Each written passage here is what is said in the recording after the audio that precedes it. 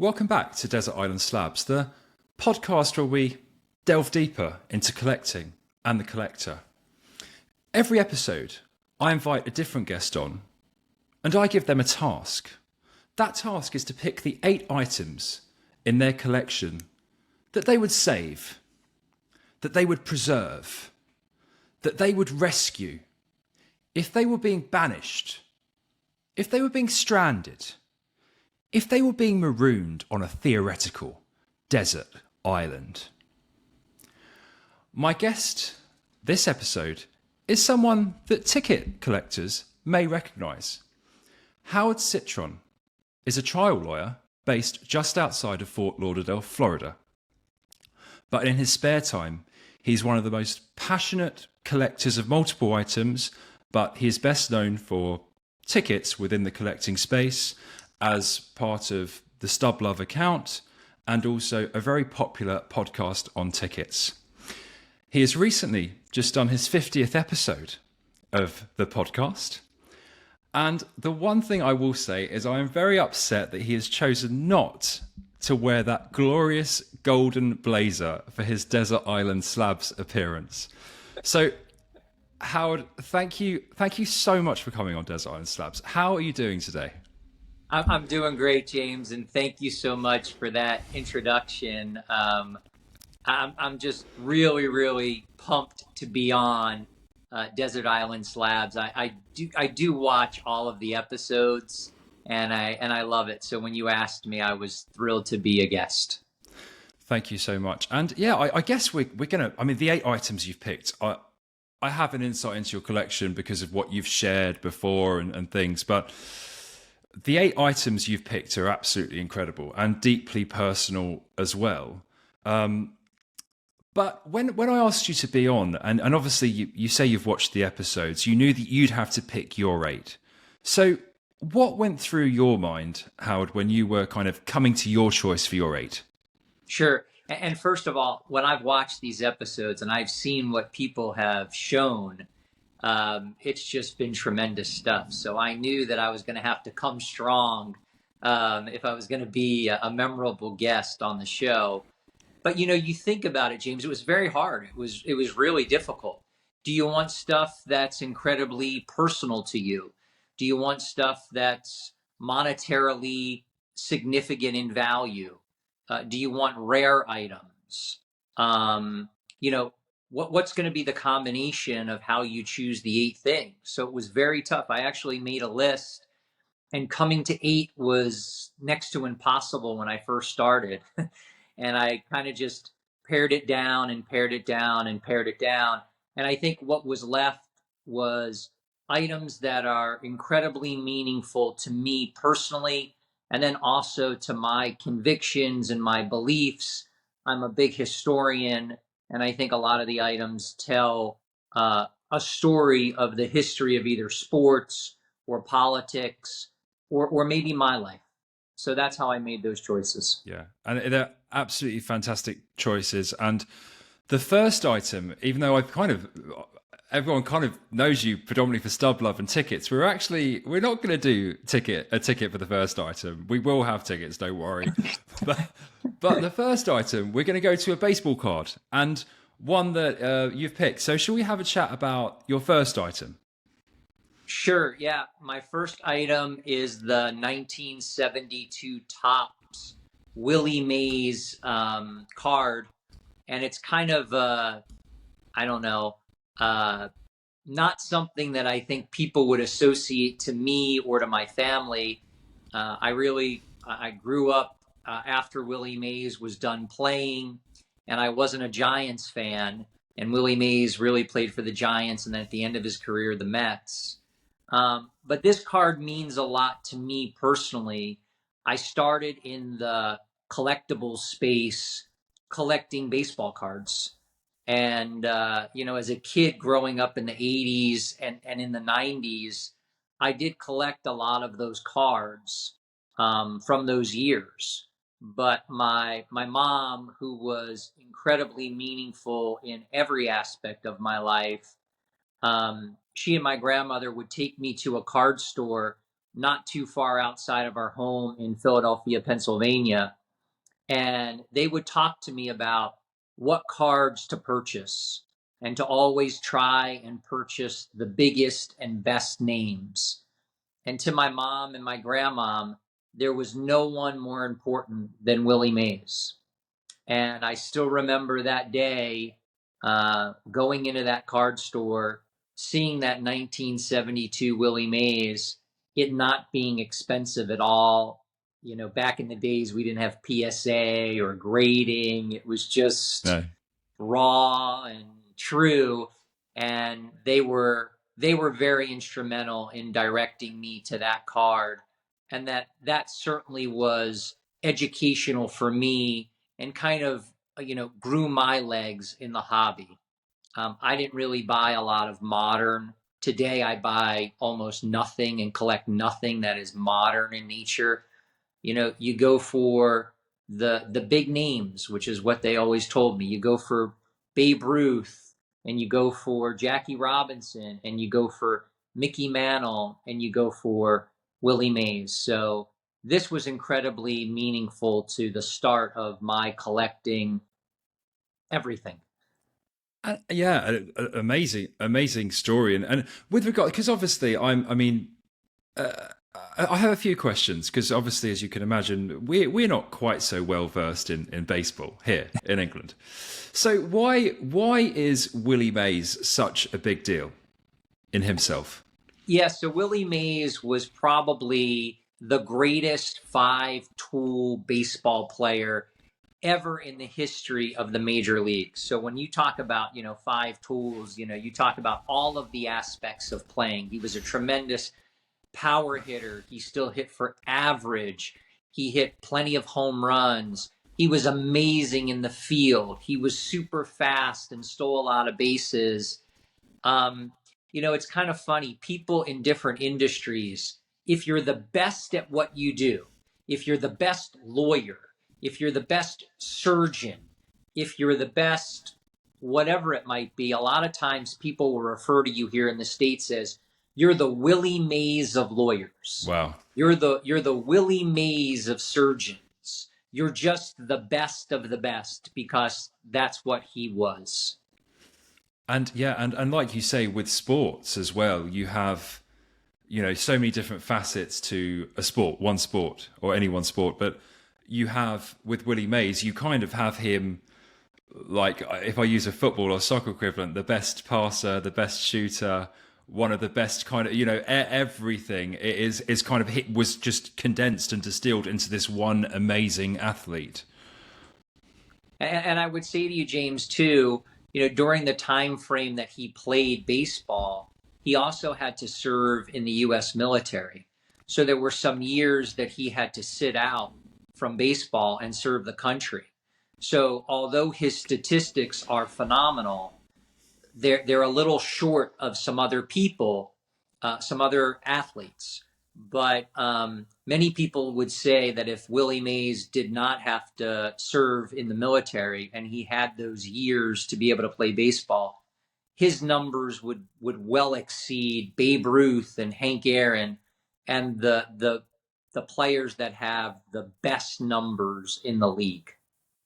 Yeah, amazing player, and definitely this. When I hear about players such as this, I'm always inspired because actually, so much of I think you can use I kind of in my career as well. I tend not to go for pediatricians as role models often. I kind of try and take these amazing role models and see how I can apply what they've done in their life to mine and how it kind of I can use them as inspiration in many ways. And Willie Mays sounds like an incredible inspiring figure. And the other question I wanted to ask is actually one with this item in particular. You said it was sort of one of the first card in many ways you picked up. This is towards the end of Willie Mays' career. Is that correct? This one. It is. You're correct, James. Yes. Yeah. And the other thing as well that I wanted to ask, because I may be mistaken. No, I think in the Desert Island Slabs with Matt Hendler, we had a baseball card of Zach Greinke, I think he was baseball, yeah. But with baseball cards, is that because obviously I read a book a few years ago called Mint Condition on baseball cards, and it was basically how cards took over the American kind of psyche and things. With your experience of baseball cards and things, is this a very common story? Is in baseball cards the introduction point into wider collecting amongst many younger American children and well, adults? It's a great question, James. And most everyone that I talk to who's in other niche collectibles. So if you're into signed memorabilia, if you're into autographs, if you're into collecting tickets, if you're into collecting programs, whatever it may be, I would say, James, that about 90 to 95% of those collectors that I talk to all started out in collecting sports cards. And most of the time, the generation was baseball cards. And a lot of them still collect them today. I don't really personally collect them as much as I used to, but I will dabble in a card here and there. The values have taken off so tremendously, and it's really helped grow the overall collectibles hobby. I don't think ticket collecting or signed memorabilia or autographs would be anywhere near as popular as they are today without the incredible growth of the sports card industry. Yeah, and for my personal experience, my introduction was into sport, into football stickers and football cards. That was how I became, and then it was tickets very quickly, very soon after, actually. And we'll talk a bit about tickets, I'm sure. We will. But yeah, and it's really interesting when you go back into the genesis of a collector and collectors that I really respect and admire, and the very, very early experiences in their lives and how they kind of influence their life on a wider context, more importantly, but also with regards to the collecting. And the next item we're going to discuss is something that you were a big wrestling fan when you were younger. So shall we have a chat about your next item? Because this is another very interesting one. And we don't see too many toys on Desert Island Slabs. Well, James, growing up, I was a very big wrestling fan, and I'm actually someone who's proud to admit it. I think there's a lot of closet wrestling fans who are, my age that won't admit it because of, what it was. But yeah, I grew up loving wrestling. I loved Hulk Hogan, and my brother and I, we were able to be fortunate enough to have the opportunity to go to some live matches and see Hulk Hogan wrestle and see some of the other tremendous wrestlers live at various different venues. But one of the things that we did, James, as part of being a collector, was there were these figures. They were these rubber figures, and they really weren't, I wouldn't say done with a significant amount of detail, but some detail. And they weren't real expensive. We used to get them here in the States at, the toy stores, Toys R Us or KB Toys. And they used to have all of the wrestlers. And my brother and I, we had every single one of these wrestling figures. And we had the ring. And I remember to this day, and again, I'm not embarrassed to say it, playing with these figures as a kid. So when I became, an adult, that was a real special childhood memory for me. It kind of brought me back to a time when, things were a lot less stressful and a lot more innocent. And that's always nice to think about those times. So when I had the opportunity to acquire one of the Hulk Hogan LJN figures, I just didn't go ahead and pick up one that was out of the package. I went ahead and bought one that was still completely sealed, had never been It's amazing. opened. And then I went ahead and I sent it in to a grading company that deals a lot with toys, and I had them grade it for me. And, I didn't really know a whole lot about these collectible figures in the market today. But there is a lot to learn and a lot to know. I guess if the bubbling of the package is somewhat removed, there are people that will go ahead and use material to re-glue it together. And obviously that takes away Mm. some of the value. If that bubble material on the front of the figure is cracked or broken, or the card behind the figure is damaged or warped, that all affects the grading and the condition that it's given. So I bought that example some time ago, and I bought it raw, and it just looked like no one had touched it. It looked kind of like one of the ones that I would have bought back in the day in the toy store. And I kind of took a gamble because I didn't know if it was resealed. I didn't know if anything was Yeah. cracked or broken. I didn't have the knowledge, but I loved the item. I sent it into grading, and it came back with a pretty solid grade. Everything was intact and original, and I Yeah. got very, very lucky. And it's an item that, it's funny, I'm looking at it now, and it brings back a whole lot of memories from my childhood, and all of those memories are very good. Yeah, it's a very interesting. I know what you say about kind of the level of detail is interesting because it's not like super detailed, but there's a lot of detail there. And actually, for a child, it's probably great because it's not so overwhelming, and also it's not so intricate that you and you can feel like you can play with it as well. And it's interesting actually when you brought it up because I've got your photos blown up here on the side, and I'm having a look at them when you're discussing. But it's interesting because that figure is actually a lot bigger than I thought it was going to be. When you brought it up there, it's actually a lot. I was expecting it to be almost a lot smaller, but it's actually quite big, and I didn't really see that. I thought it was maybe like a few inches high. It's actually quite a big one. So it almost looks more like, is it like Action Man sized in a way, or what's the sort? Yeah, it looks like that. I would say it's like, 8 inches to maybe 10 inches, Yeah, Yeah. But the cool thing about it is they all kind of were just these rubber dolls, and there would be a pose like this or a pose like this or a pose like, they didn't move. So there were yeah, other figures that were, I guess, more technically evolved. You could move the limbs and you could put them in different positions, but growing up, these LJN figures, these LJN wrestling figures were it for kids in the United States who followed yeah. wrestling.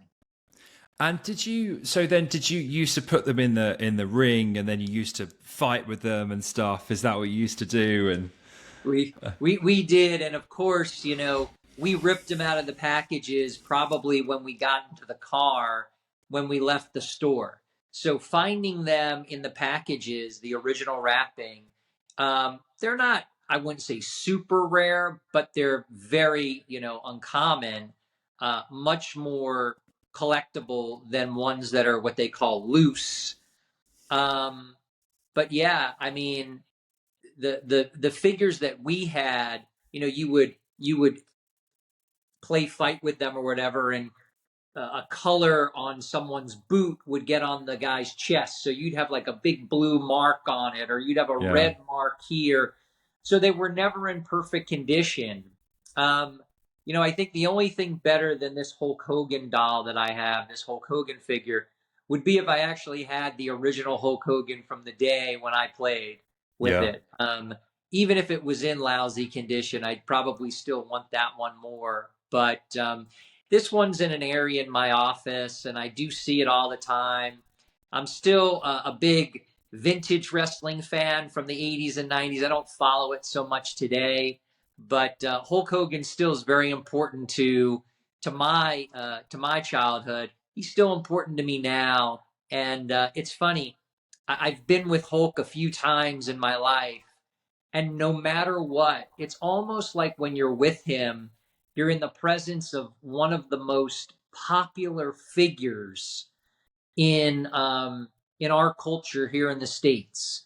I mean, no one, when he walks down the street, no one is going to not know that that's Hulk Hogan and yell out to him. He is incredibly popular. He showed up to the National Sports Collectors Convention a couple of years ago, and the place literally went berserk. And there were 50 other big name athletes that were also signing autographs there. And it paled in comparison to when Hulk came into the room. So this one means a lot to me. It's very special. Yeah, he has a real like aura to him, doesn't he? Just and I can't even imagine what it's like if you see him in the flesh. But there's a real aura and charisma there. There really is. And it's funny because I would have said years ago, who knows if anyone will remember Hulk Hogan? Who knows if he'll have made the mark on society? But being at collectors conventions and seeing what's popular in the collectibles world as it relates to wrestling, Hulk Hogan will never be forgotten. And I think he's in his 70s now. He still looks pretty good. Yeah. He still does shows and appearances, so good for him. I'm always happy when I see or I hear something good about Hulk Hogan. It just makes me feel nice inside. Yeah, exactly. And I wanted to ask you, because you said you picked this up kind of raw, pre-graded, and you graded it yourself. How did you find it? Where was it that you picked this up? Yeah, so you can find these on eBay. They're sold on eBay. I do a lot of my collectible purchases off of eBay. I would just tell anyone that's looking to pick one up to be very careful. I think it would be probably better if you bought a graded one already. If you don't have the sophistication, and I still don't have it, to know if the item was resealed or repackaged, that certainly affects the value. And I wouldn't want anyone to purchase something and then it wind up, not being the authentic way it was advertised. Yeah, it's like I said. I mean, we could talk about this item and kind of. I don't know too much about vintage wrestling, but I had a wrestling. In the maybe late 90s, early 2000s, there was the PlayStation game called WWF SmackDown that was a huge deal. And then I think that game really triggered interest in WWF at the time. So obviously people like The Rock and Undertaker and Kane and people and Mankind, and we used to get the sock and stuff like that in the playground and get our socks and like do this weird stuff. So yeah, it's very, very interesting. But yeah, I mean, speaking about the playground though, and kind of, you need energy to play. You need energy to play, and you need food, and you need a good packed lunch. And the next item, we're gonna talk about something that you put your lunch in. So shall we have a chat about your next item? Sure. So my next item is a lunchbox, and I don't know about over the pond, James, but in the States, kind of growing up as a kid, everyone would bring their lunch to school. And I'm talking when we were little kids in a different lunchbox. And look, I'm showing my age a little bit. The lunchboxes that we used to bring were metal. Then they kind of became plastic, and now they're very sophisticated. They keep your lunch cool, and they're insulated. We had none of that back in the day. You were lucky to have a thermos that went with the lunchbox. But kids used to bring the varying different lunchboxes to school, and you would kind of pick whatever lunchbox you were interested in. So it could be from a TV show or a particular movie or something that you followed. And even girls had them too. So you could have Spider-Man, or you could have, there was a show here with Mr. T called The A-Team. You would have ones that featured sports and sports stars. There were Barbie lunchboxes. There were everything. So the interesting thing would be, James, is that you would bring the lunchbox to school on day one, and it would be in like perfect condition. There were no scratches or dents or nicks or marks or anything. And you didn't really put much in it to start the school year with. But by the middle of the school year, that lunchbox took its licks. And there would be scratches and there would be dents and there would be, scrapes on the paint. And by the end of the year, that lunchbox was barely hanging on. And then the next year you would, come back to school and you'd have a different lunchbox because you'd probably need one condition wise. And, maybe you were into something different. Maybe Exactly. Spider-Man wasn't interesting to you anymore. Maybe you weren't into Barbie anymore. So you'd want something new. So this is one, and I've started to collect vintage lunchboxes over the years. And this one is just incredibly special to me. It kind of predates me a little bit. This is a lunchbox from the 60s. It's an original Batman and Robin lunchbox. And I have to tell you, James, the graphics are just Yeah. phenomenal on this thing. It's multiple graphics, and it has different images that it shows. I think this one even has the Joker on it. Yeah. The really cool thing about this one, James, is it actually has the original price tag and Oh, label wow. on the lunchbox. So more likely than not, this one was probably never sold.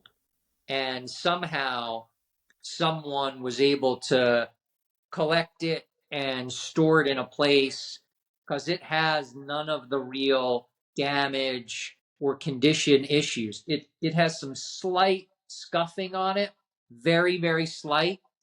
But other than that, I mean, it is really in perfect shape. And the really cool part about it is, let me get this out too. It actually has the original thermos There you that go. goes along with Amazing. it. With the And penguin. Yeah. the Penguin, it Yeah. has Batman and Robin, it has all of the Riddler. Riddler, Yeah. it has Joker.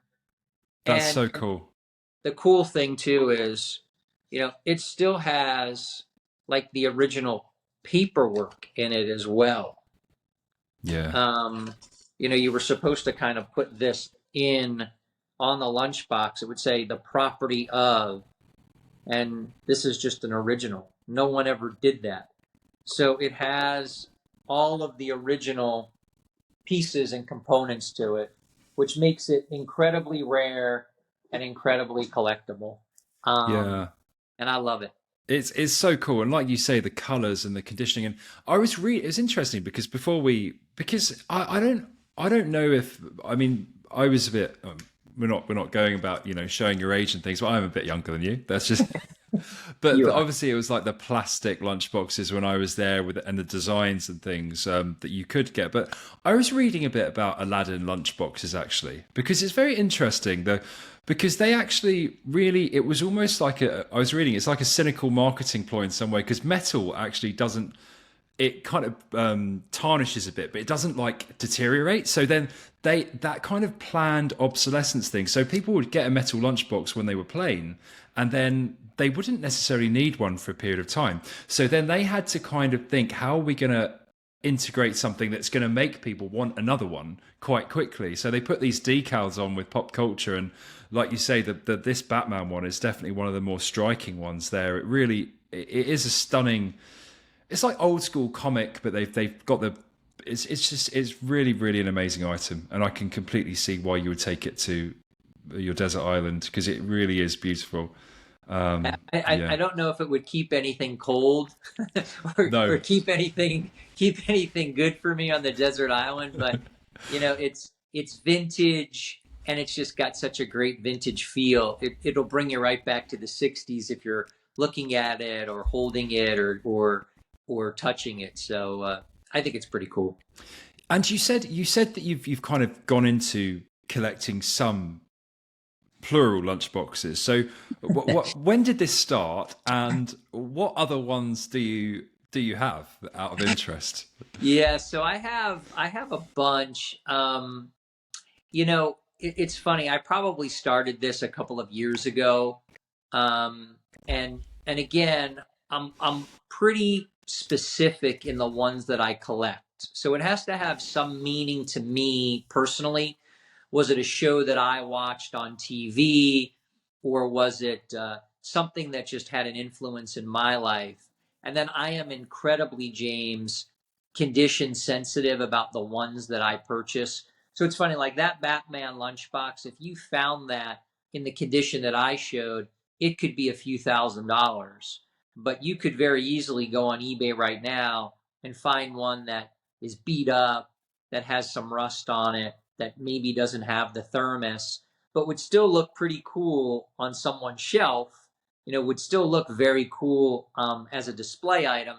And you could buy that for 30, 40, $50. So it's a great hobby.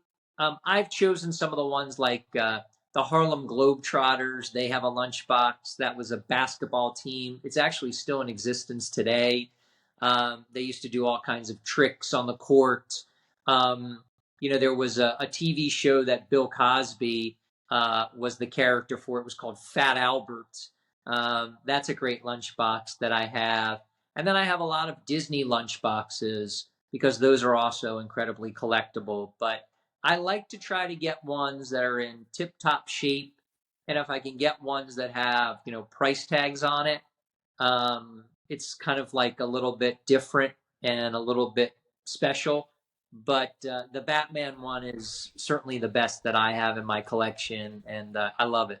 It's amazing. And actually, Howard, it brings up an interesting question, which I wasn't really thinking about necessarily before, but on a wider collecting context, this condition sensitivity within yourself you speak of. And is that something is that based upon, because obviously first and foremost, you're a collector and that much is obvious, but is that a subconscious sort of value component there, or where it's like, I think this will do better, for want of a better word, in the long term? Or is it that you truly are offended by an item in poor condition? How does it work with you?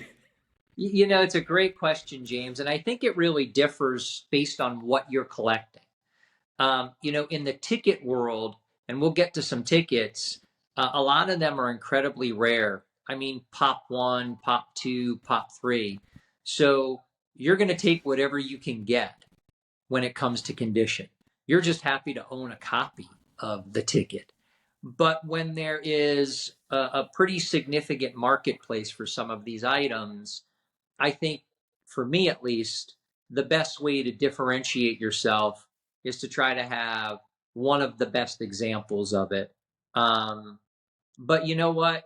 I would feel absolutely fine collecting beat up, rusty lunchboxes too. I get it. There's a lot of people that have them. They have tremendous collections. They have hundreds of these boxes, and they're all in just fair condition. And I think they enjoy the collecting that grade just as much as I enjoy collecting the grade that I do. No, it's really variable. And with me, I think I don't tend to worry too much about condition within my collecting. But there are some, it's really strange because there are some exceptions where I'm just like, this item I really want in good condition, and there's no real rhyme or reason for it. It's just the way, and it's like, well, how are you applying your principles of collecting to that? It's like, I'm not, to be honest. This is just an item that I happen to want in good condition, or I think that this is a really, really good entry point for an item in this condition. And yeah, I think, well, we've done 3 items and we haven't discussed any tickets or passes, which may have surprised some people when they saw you were on. But now we are going to go into some tickets and passes, and the first one we're going to discuss was a first, remains an only, and is completely out of this world. So shall we have a chat about your next item? We certainly can. And man, that was a great intro for this item, James. That's great. Yeah, I got into ticket collecting and pass collecting about 10 years ago.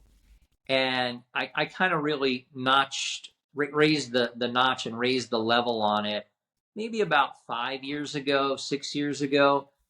And one of the things that was terrific was, hey, I could get tickets from sporting events that were very momentous.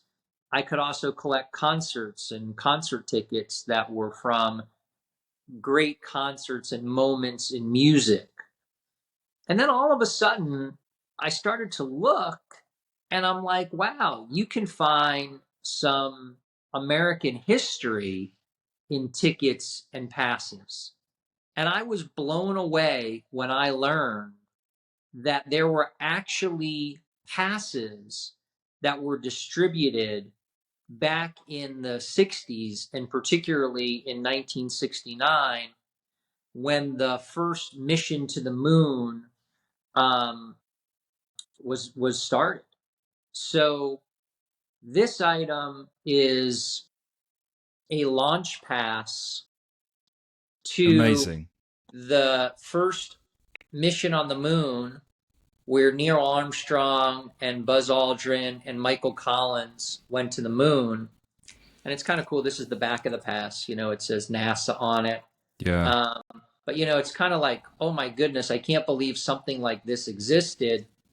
But the cool part about this one, and I've never seen another one, is that it's actually autographed by the three astronauts. So it's autographed by Armstrong, Aldrin, and Collins. Yeah. So, yeah. It's. There's not much I can say about this. I'm a bit gobsmacked by this item. When you chose this and when you sent your list across, I was like, goodness gracious me, this is quite something. This one, and it's interesting because it's so funny because the item in itself is cool enough, and then you've got the three people signed it just on top. It's just like, oh yeah, here you go. It's a real mic drop of an item. And how did you get it? What was the story for this one? What, tell me. Yeah, so I actually really think it's a piece of American history. I mean, I really do. The autographs are all authenticated by PSA. I also had it authenticated by the leading space autograph. I guess you'd call them a dealer in the United States. So, and I've never seen one before. I've seen items obviously signed by the three astronauts together, photos and maybe some envelopes and things like that, but I've never seen one of the launch passes. There may be others that exist. I've just not seen them. But it was an item that was for sale some years ago on eBay. I actually reached out to the seller, and we were able to figure out a way to communicate off eBay. We did the deal. It was not slab by PSA. It was raw. He did have the letter from the Zarelli Space Company. That's that big dealer. So I felt comfortable that the pass was authentic and that the autographs were authentic. And then I went ahead and sent it into PSA, and it's the only one that's signed in the PSA Pop Report. And like I said to you, James, I mean, that's something that will stay in my collection, and I hope I can pass on to my kids, because frankly, like I said, I mean, I really do believe that it's a piece of American history. And I don't think about value a lot when I think about my PC items, but Buzz Aldrin's still alive. I think he just celebrated like his 90th birthday. But Neil Armstrong and Michael Collins are both not with us. So, this is just incredible. I don't think anyone will ever be able to replace it. Maybe there's others out there. I've never seen one. Yeah, I think you put it so well, Howard, in the sense that this is a piece of American, fine, but world history, but definitely American history, and Yeah. it's so interesting because I think it really homes in on how passionate you are as a collector when you said that. And I must admit, and now people might think I'm over exaggerating, even though I am prone to melodrama, I had goosebumps when you were saying that, because it really is just an incredible item. And this whole, the belief and collectors like us, we are so passionate about the items. There are a few items I have where I think this is a piece of history. This is a piece like Bobby Moore. I don't know if you're familiar with Bobby Moore, but he is our only World Cup winning captain, and I'm lucky enough to have his professional debut, the only one that's been found. So to me, that is a piece of English football history. You know, that's just. And it kind of, sometimes you have to almost stop yourself and be careful because it looks like you're trying to like pump the item or do something a bit nefarious. But it's more just the passion in the sense that, no, I genuinely believe that this is a piece of English football, English history, you know, and this probably more so, just as much so. I don't know how you want to put it. This is incredible. It's an incredible item. Thank you. And they've also, I really like how they've kind of slanted the autographs, the signing as well, to kind of not encroach upon the moon. They kind of look very sensibly done. And now sometimes when people sign, they kind of can butcher an item a bit. So they've really like used their brain with how to, that NASA intelligence was coming out there when they signed the item. And, yeah, I love the eagle as well on it. It just looks so good. Yeah, and to be honest with you, James, I would just never have thought years ago that there was such an item. Like, I would never have thought that NASA issued those passes. And the crazy thing is, President Lyndon Johnson was the president at the time of this launch, and he was actually in attendance at the launch. And there's pictures of him with this pass. I actually think it was the light blue one in color because he was a VIP, where he's actually wearing one of those passes on his jacket. So, you know, anyone that says, well, how do I really know that that was issued, you know, by NASA at the time for that event? There's tons of pictures of President Johnson and other dignitaries wearing those passes. And then, so that was the question, because I had a little read and a bit, but with this kind of pass itself, was that kind of issued to a few people to attend the launch, or what? How was it working? How do you know anything about how they were issued in themselves? Yeah, I think it was issued to just people, dignitaries and family members and people who were in the know at NASA that would be issued these kind of generalized passes. I think if you worked for NASA at the time, you would just use your normal NASA badge to get in to be involved. But yeah, for the dignitaries, President Johnson, there were other heads of state that were present. They all received these passes. I'm sure it was not a significant number that were issued. And how many are left today? I'd probably say a fraction of those were kept. So they are out there without the autographs. You can find them on eBay and various different auction houses. But the autographed ones are just, that's a special thing. Yeah, incredible item. Thank you. Truly out of this world. And with the next item, we are moving back onto planet Earth, but we are going to speak about someone that I think transcends the sport because, as I said, baseball we don't know too much about over here, but a lot of sports fans do know who this person is for breaking the barrier and things. So should we have a chat about your next item? Yeah, so I think going back to, you know, my mom and introducing me to Willie Mays and collecting and saying always collect, you know, the best, stick to the best. This gentleman was not only one of the best players of baseball, but what he did for this country and for the world is really without comparison. So, and I'm talking about Jackie Robinson and the fact that, you know, he broke the color barrier in Major League Baseball in 1947. And look, James, this is a pass to the 1947 Dodgers season. And this entitled you, whoever held this pass, to not only go to Jackie Robinson's debut when he broke the color barrier, but to be at every one of those home games at Ebbets Field in Brooklyn during that 1947 season.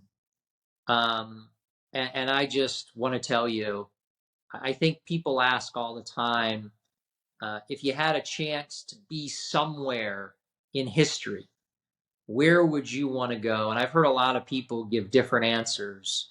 And for me, James, I'd want to be at that opening game. That's where I'd want to be.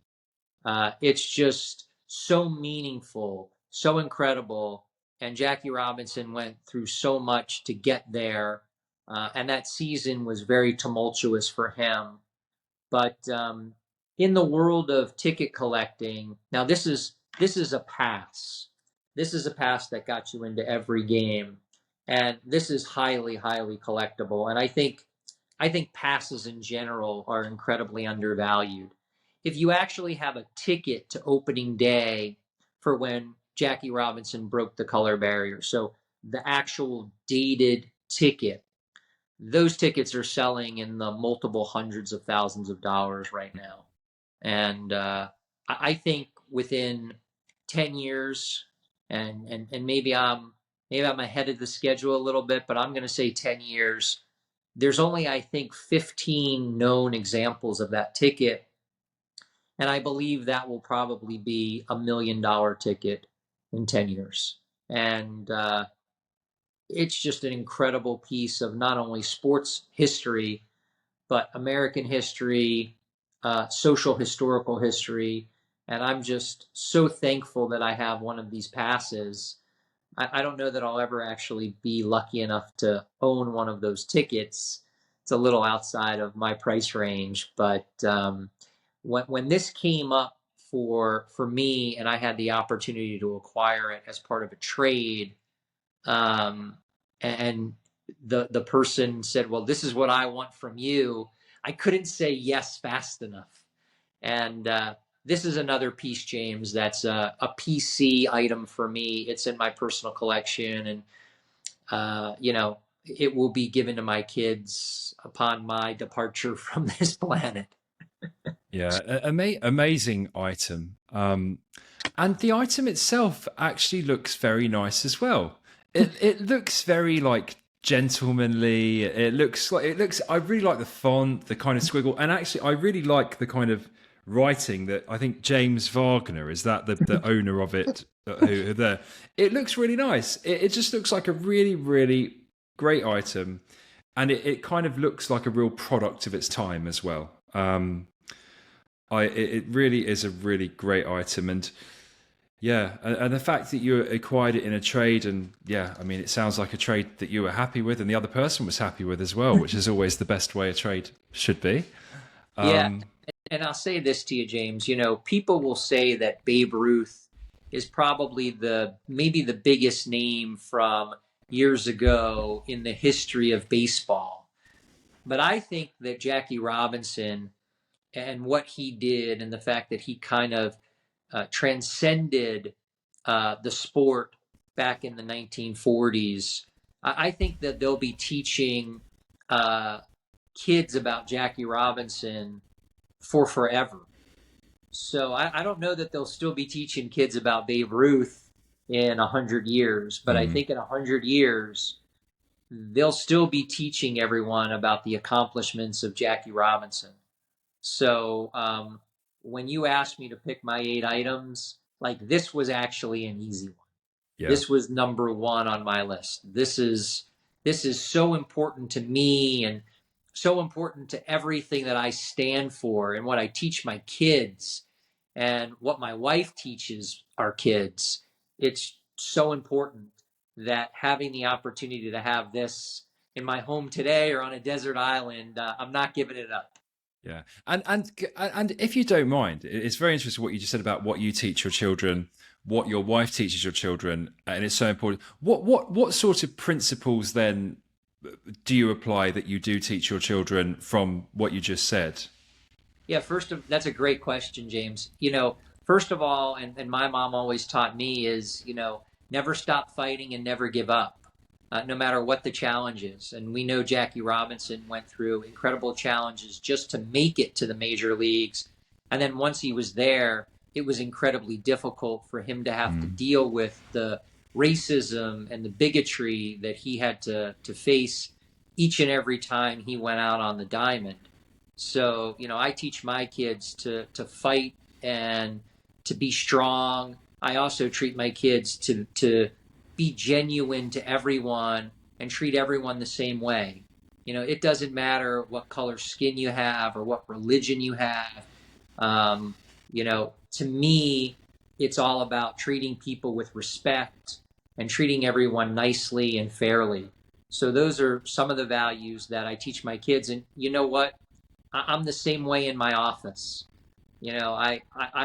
My team of people who work with me, they are incredibly diverse. And I don't care where you come from. I don't care what you do. I don't care who you pray to. As long as you're nice and respectful and gracious to others, you can come work for me every time. So it's a meaningful piece in my world.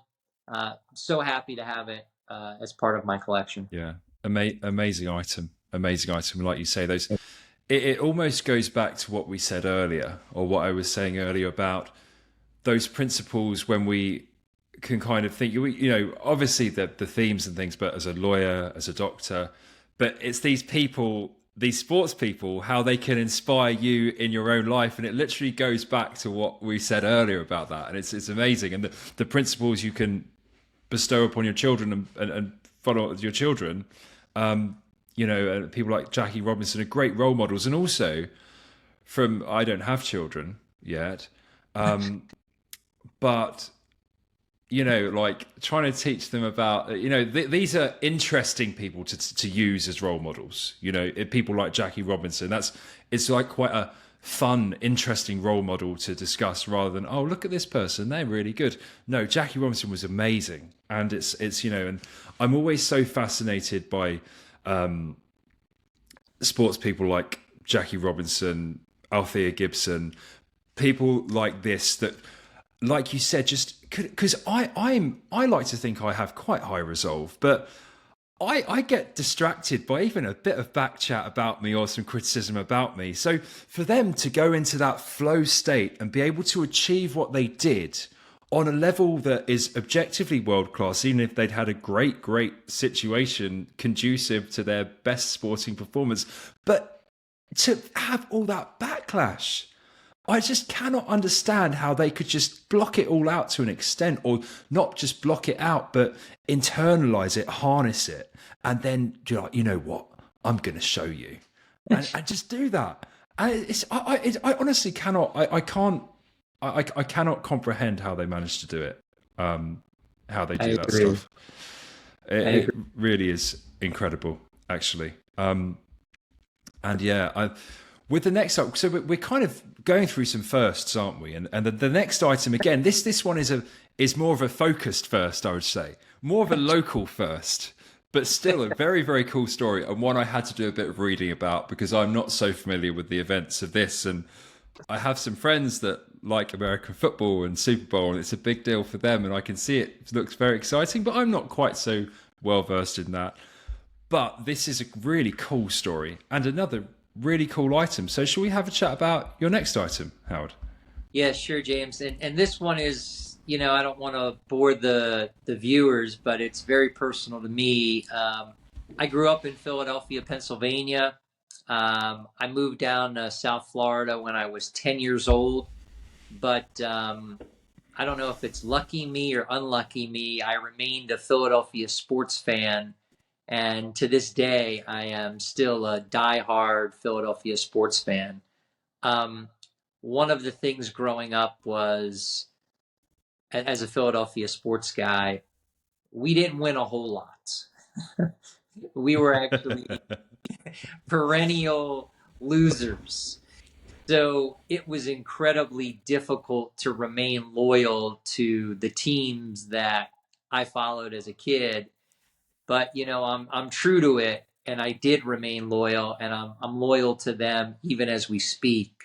But growing up, you're a Philadelphia Eagles football fan, and the idea that the Philadelphia Eagles we're ever going to win the Super Bowl, the biggest event in football, I never felt like that was going to come true. They had made it to the Super Bowl twice. They had lost both times. There were a lot of seasons where they didn't even get close to making it into the playoffs, let alone the Super Bowl.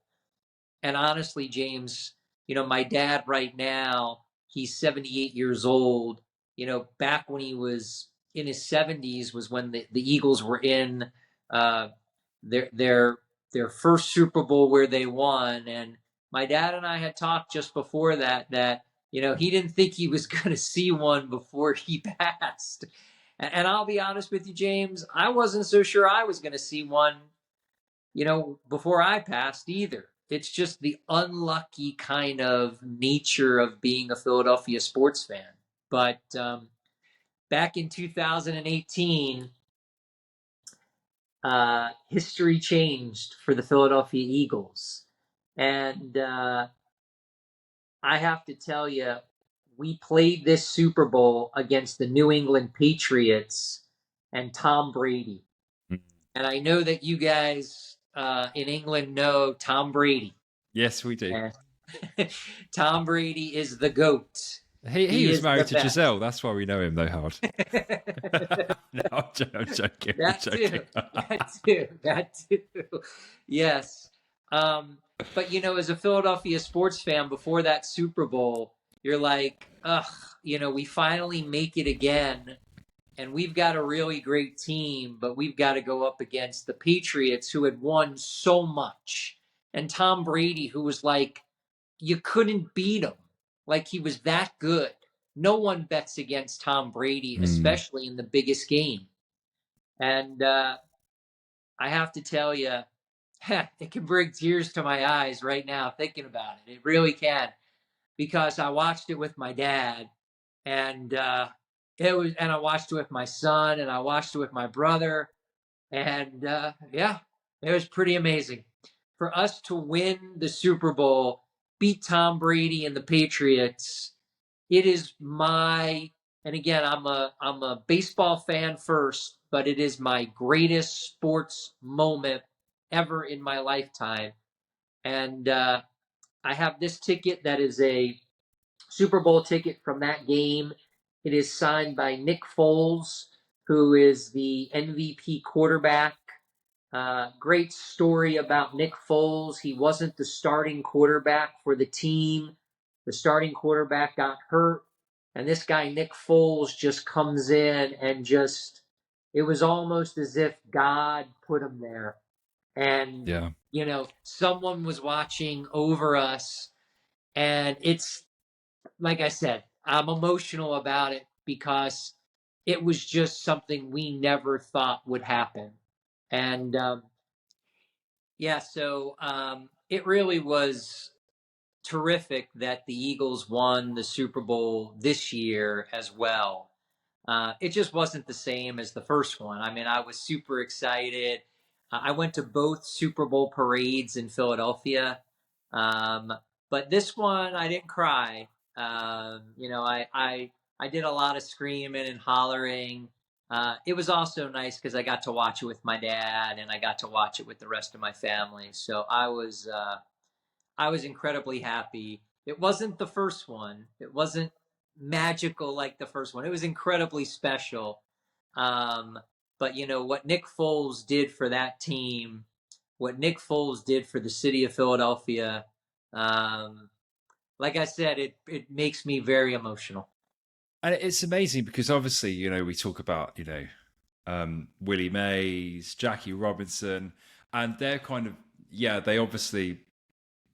they were incredibly, incredibly talented. And I'm not saying someone like Nick Foles isn't or wasn't, but he was quite an unlikely hero that day.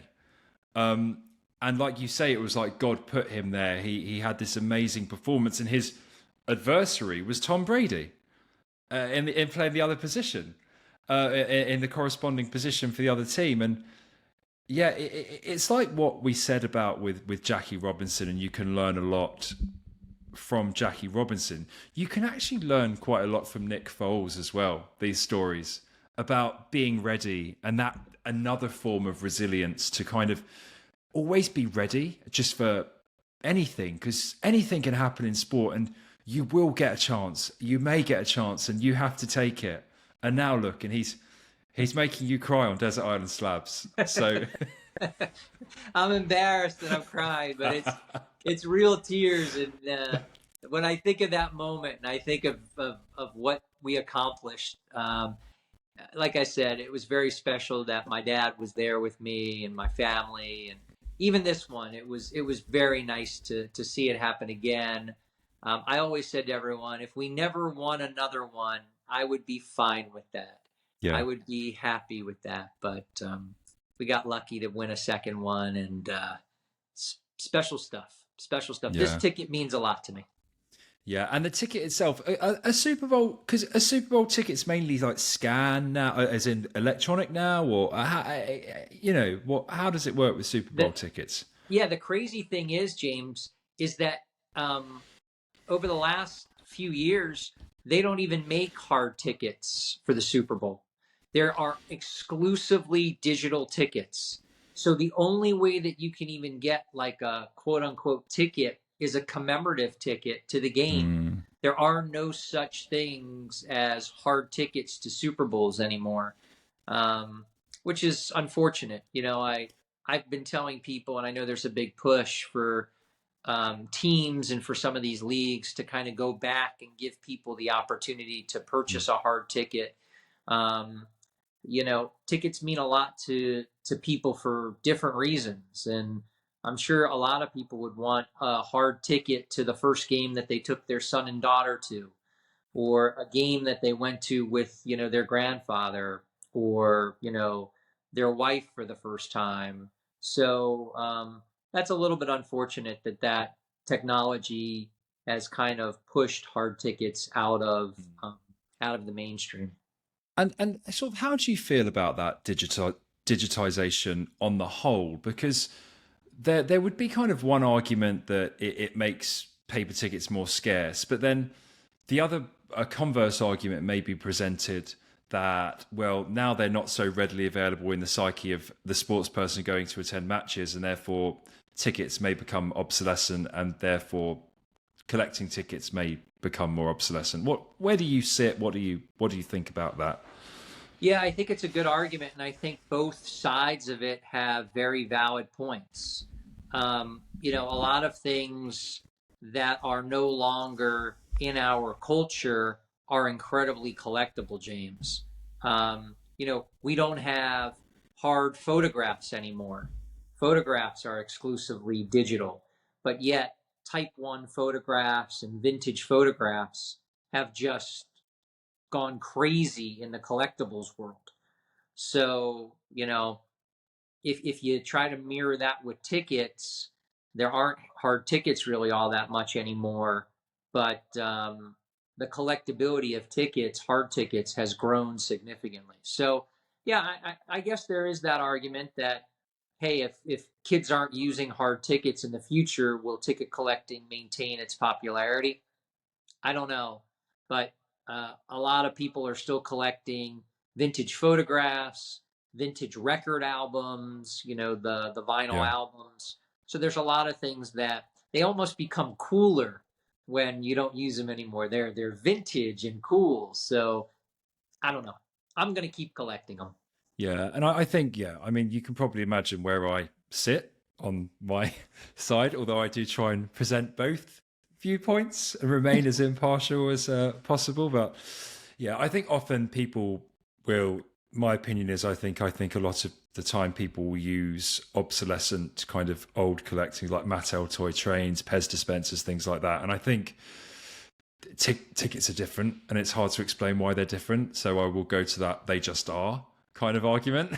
Yeah, I agree. That's a good argument. Which is a bit uncouth, but it just is what it is.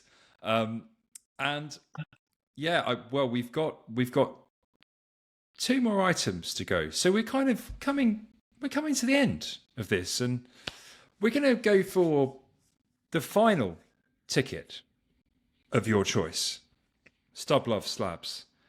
And it's a huge event. It's something which it's incredible that this event was ticketed, and we spoke a bit about Buzz Aldrin celebrating his birthday, but this was a more famous birthday celebration. So Such a such a great lead, James. It's great. shall Uh, we shall we yeah, talk a bit about your next item? yeah, you set it up so nicely. I think you said it perfectly. It's one of those things in the history of the United States that is incredibly memorable and historical. And yet you think, like, how in the world is there a ticket to that? And that's really what caught my eye. I love history. I love world history, but I love American history. I love presidential items. I love pop culture. And this is kind of a combination of everything. And I'm going to tell you, it is the ticket, and it's actually a very large slab.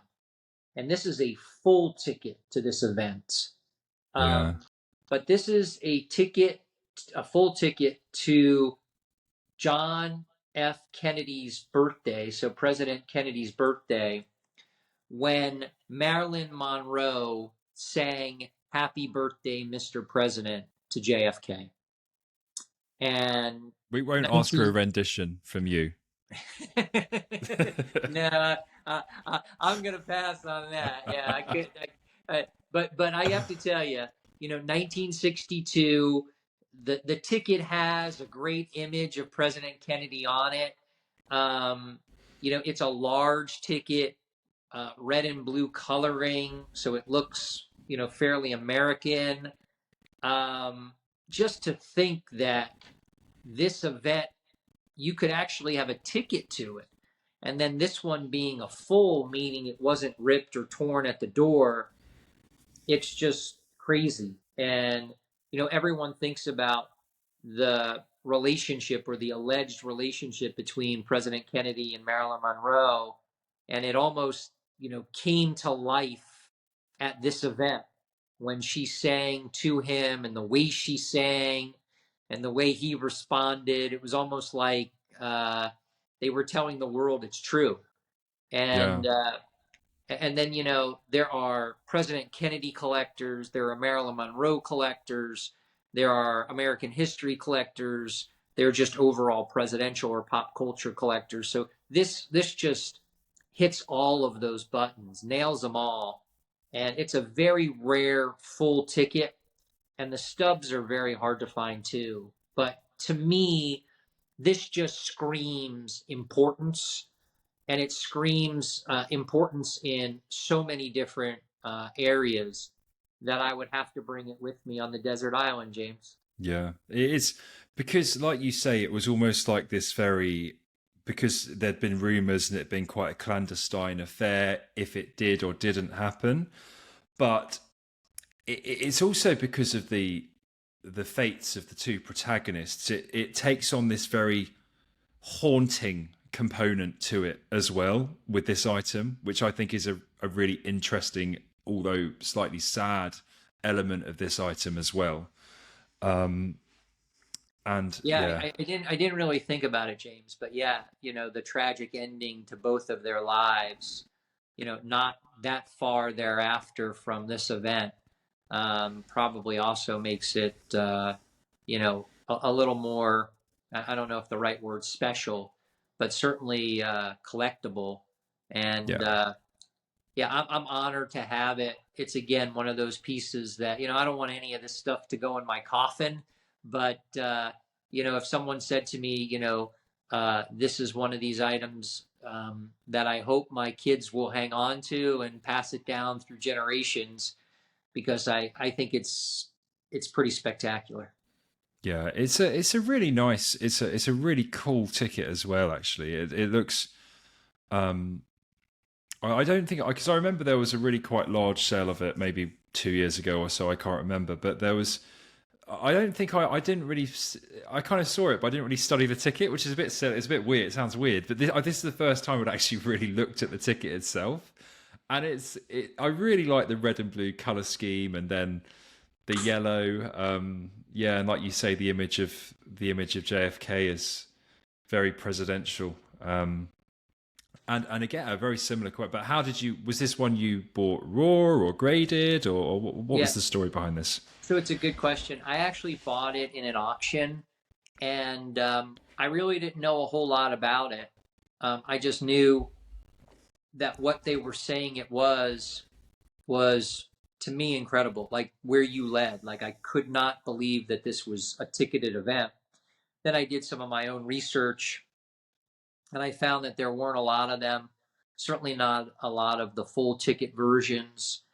And I made the purchase in an auction and was thrilled that I did.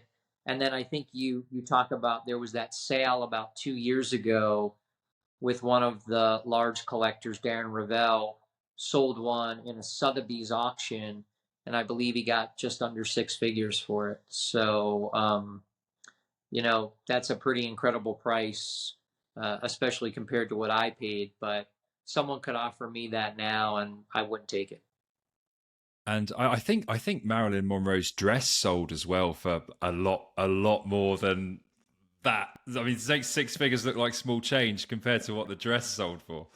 So that might have sold for eight figures. yeah, a real amazing event, amazing item, and I can completely see why you would take it to the desert island. And I'm very sad because we're coming to the end of this journey, and you're about to depart for the island to take your 8 items.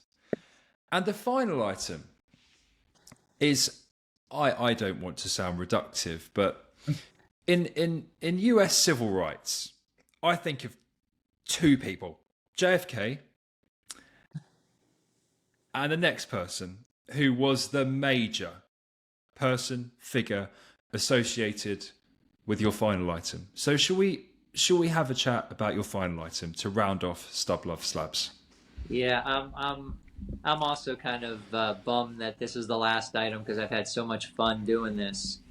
I said earlier that I think if you asked me to go back to one place in history, I'd go back to 1947 and Ebbets Field to see Jackie break the color barrier. But this would be a close second. August 28th, 1963, and the March for Freedom, when Martin Luther King Jr. gave his I Had a Dream speech. And anything associated with Dr. King and that event means the world to me. And this item, it's kind of unique. I'm going to be gentle with it because it's kind of seen its days a little bit. But this is a pennant. Amazing. That was sold in Washington at the time of the March for Freedom. And this was available, I guess, for people to purchase who were going to watch that very famous speech. And I was lucky enough to acquire this item in an auction. It kind of went a little bit under the radar. And when things like that are pieces of history go under the radar, you kind of know that you're not going to have probably another opportunity to acquire one. So for me, that was incredibly special. It's in pretty good shape, but I mean, I kind of like the fact that it has a little bit of age and wear, and it was there. It was there for the event. It was there for that speech, and someone realized what they watched was important enough to hang on to it. So, I kind of always say, I'm a steward of this hobby. I want to be an ambassador of these things. So I'm just thankful that I have this in my collection now, and I'm going to preserve it and do everything I can to make sure that, my future generations, and then, anyone that maybe wants to see it will be able to do that for years to come. It's just a great item. Yeah, it's an amazing item, and I like I really like almost its simplicity in many ways. It kind of says what it is. And like you say, I was there. And it's a very powerful kind of thing. I really like the tapering effect on the font that goes up there. It kind of really fits the shape of the pennant very well. And it really is an amazing item. I think one question I'm interested by in general is because an item like this, I don't really have items like. Is it fabric or is it like cloth or is it what Yeah, is it? yeah, it's like a cloth fabric, and yeah, it's clearly got some wear to it. And like you asked before, James, are there certain items that you want in pristine condition for your collection? And I think, yeah, certain sports cards we may want in the best condition. But when it comes to, certain tickets, maybe the stub is better than the full ticket because it was there and Yeah, the person attended the event. And just like this, I mean, this pennant, it's beaten up a little bit. The end of it, the tip is kind of missing, and the banner of white on the other end is not perfect. Uh, but it was there, and it says, I was there. I was there at one of the most memorable events, maybe the greatest speech, probably the greatest speech, maybe other than the Gettysburg Address in American history, certainly the greatest speech in modern American history. And this item was there. So I'm thrilled to own it. I try to collect socially historical important items. So I do have some tickets that reflect that, some programs that reflect it. And when this came up, uh, I don't think the person understood how special it was, and I kind of felt like I needed to pull it out of that person's hands and give it its rightful place. yeah, exactly. And like you say, and it's something which I've mentioned in previous episodes, and something I've mentioned on Fav and I have spoken about on some Instagram lives and things about this custodian. You use the word stewardship, but we tend to call it a custodian element, and it's just like same thing. It's this custodian element of wanting to preserve these items and then take them forward to pass on to future generations. And this is one of those, which is one of the most significant events in human history, really. The I Have a Dream speech, or the I Had a Dream speech.